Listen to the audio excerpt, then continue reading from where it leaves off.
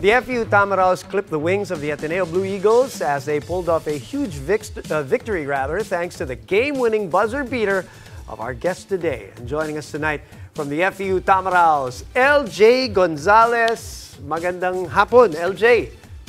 Magandang hapon po. Thanks for joining us. Bago natin pag-usapan yung laro kahapon, LJ, pag-usapan muna natin yung start ng season. Kasi sineselebrate natin yung nangyari kahapon, pero mabigat yung start ng season. But first, the good news is the difference between season 85 and 86, which is your last season in the UAP, is that you're fully healthy. Tama ba? Ano ba yung official word? Dahil nung season 85, ano ba, mga 5 yata naging injury mo. Naalala ko usapan natin. Mga walking wounded ka nung season 85 eh. Last year po kasi parang pa-start pa lang ata ng UAP. Parang injured na. So, ang hirap magka-injury talaga. So, lagi ko naman pinagdadasal na sana hindi ako ma-injury ngayong last season ko, and sana maganda rin po yung exit ko ngayong last season. LJ, yung simula ng FEU, again, similar to last season, not a great start, multiple losses over and over again. It took a while before you could get yung unang panalo ninyo. What changed sa mentality ng FEU Tamaraos? Kasi similar results from last time around, pero ngayon, parang iba na yung galaw ninyo eh. Parang natuto lang kami sa mga past games namin, sa mga yung ilang games namin, 4 games ata na talo namin na sunod-sunod. So parang ayaw na namin maulit yung nangyari last season. So yun, lagi namin pinag-uusapan na ano yung nangyayari sa team namin, but hindi namin napipinish strong. So yun, pinag-usapan namin lahat kung paano kami mabuo yung chemistry namin ulit. And yun nga, nasabi namin lahat ng gusto namin sabihin sa meeting namin. And yun nga, nakuha namin yung first panalo namin against Ateneo. First round? Yun lang. Against, kalimutan ko yung first panalo namin. Yung first win ninyo. First win nyo yata. First win namin. So, parang doon kami nagkaroon ng kumpiyansa ulit. Hanggang sa, yun nga, lagi naman sinasabi sa amin ng mga coaches na one game at a time lang talaga kami. And yun, dapat sa start pa lang talaga, dapat kailangan namin talagang finish strong. And hanggang sa dulo, sana ganun pa rin yung sana maging consistent kami hanggang sa dulo. Right. Lagyan natin ng konting context doon sa mga hindi nakakalam. Yung sinabi ni Paulo na 0-5 yung simula nung season 85 ng FEU, 0-4 this year. At ako na magpapaalala sa iyo, LJ, yung unang panalo nyo was the overtime win over Ateneo. Kalimutan ka agad, Overtime 66-61 win over Ateneo. Sinundan nyo ng isa pang panalo against Adamson, which brings me to my the next question. So, 0-4, tapos nagdalawang sunod na panalo kayo, matindi yung nakalaban nyo, pareho nyo nadali yung Ateneo at Adamson. And then yung masakit na talo against UST. Now, all credit, of course, to UST, breaking their 19-game losing streak against you, unfortunately. Pakiramdam nung talo na yun, dahil usap-usapan yun, LJ, bago natin pag-usapan yung laban kahapon. Kasi yun yung, kumbaga, pinagsimulan nung sakit nyo kahapon. Tell us about that UST loss. Nung UST kasi parang kumpiyansa kami na, yun nga, panalo kami ng sunod-sunod na games, 2 games, and parang nag-relax kami sa game against UST. Kasi parang feel namin kasi parang kaya namin eh.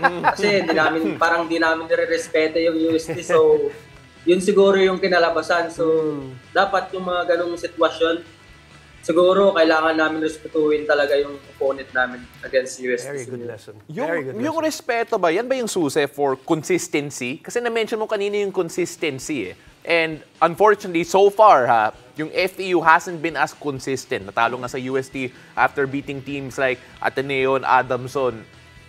How can you earn yung consistency na yun sa season na to? Siguro, gawin lang namin yung game plan namin. And sumunod lang kami sa mga coaches kung ano yung prepared nila sa amin. And yun, kailangan lang talaga namin maging consistency sa defense namin. Kasi doon kami kumukuha ng mga shoot. Doon kami talaga nabubuhay sa defense namin. Okay, maganda yung point na sinabi mo. Kasi kahapon, napansin namin ng partner ko sa game kahapon, si Jet Manuel, nung ginawa namin yung FEU Ateneo game yesterday, which you won. Hindi umabot ng overtime, pero you won. Ang ganda ng depensa nyo from start to finish. Ang dami yung na-cause na turnovers. Ang ganda ng game plan nyo against Ateneo.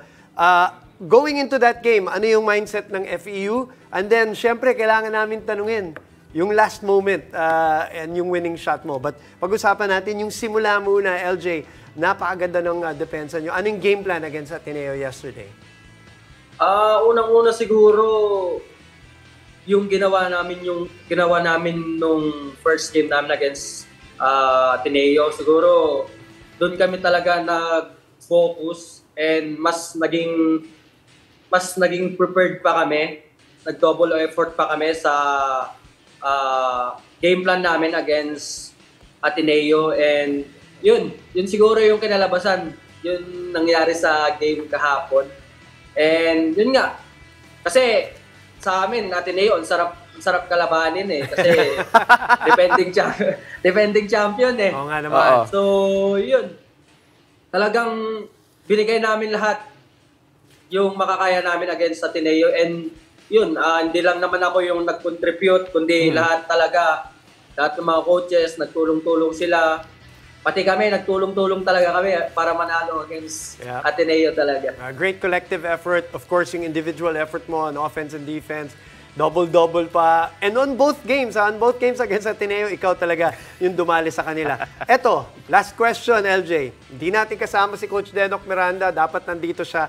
So, tanungin na natin. How is Coach Denok Miranda so far in season 86? Yung totoo. Pag-usapan na natin si Coach Denok. For me siguro si Coach Denok, sobrang bait ni Coach Denok. Talagang pinupush kami na maging better, na hindi lang sa basketball, pati rin sa buhay. So sobrang happy ako na naging coach ko si Coach Denok, kasi siya yung parang nagtayong tatay ko na dito and siya yung laging nagre-remind sa akin, kasi siya yung parang gusto niya, yung narating niya, gusto niyang iparating din sa akin. So sobrang happy ako na naging coach ko si Coach Denok, and yun, talagang pinipiga kami sa training. Maganda, Sabi niya sa amin sa training, kung talagang may ilalabas pa kayo, pipigain ko pa kung ano pa yung ilalabas niyo sa game talaga. So, lagi niya kaming nire-remind, pinupush, kahit na may nararamdaman na kami. So, yun, pinupush talaga kami kasi gusto niyang maging succeed kami sa basketball. At may buong second round, Pao, para pigain ang FEU. Maraming salamat, LJ. And congratulations and good luck sa mga susunod na laro nyo. Thank you, LJ. Thank you po. Thank you.